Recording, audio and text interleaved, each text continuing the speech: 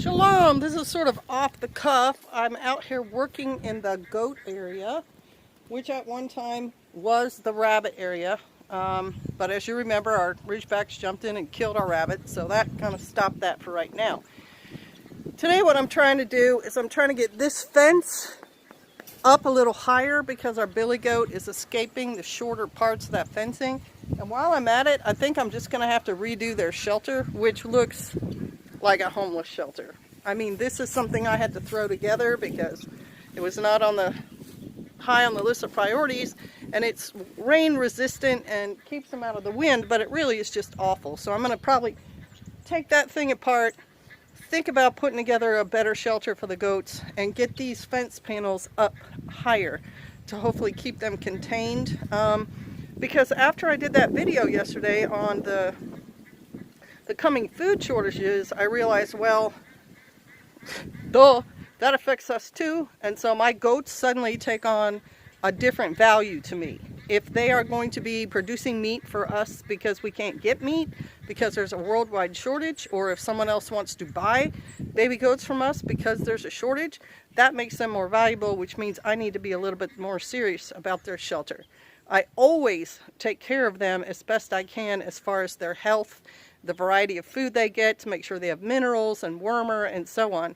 And that also spurred me on today to realize that food for them may be getting scarce too.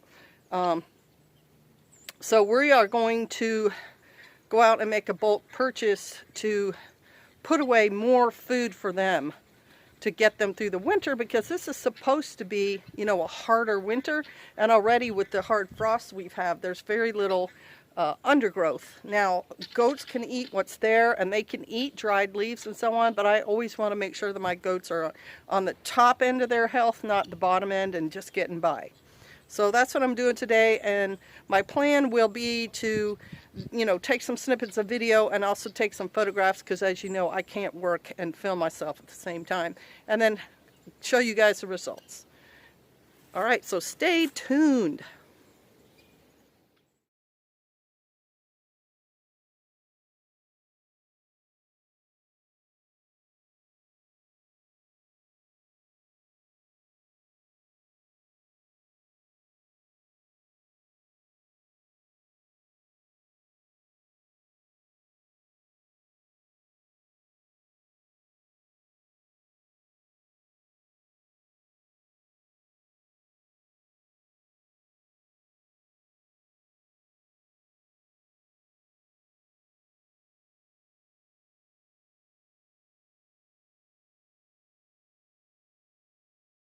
Alright, so what I've gotten done is I've moved some panels around and made a little space in here for the goats.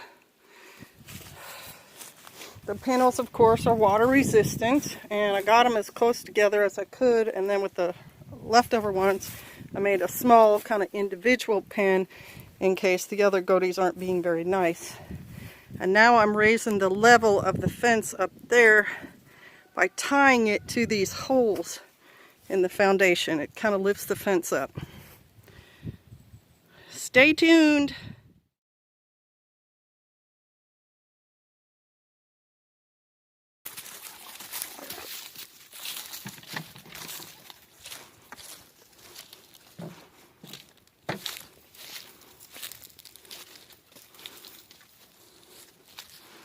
So there we have the inhabitants. Normally he would jump right over that fence, but I've tried to get it up where he can't. I have a little surprise for them.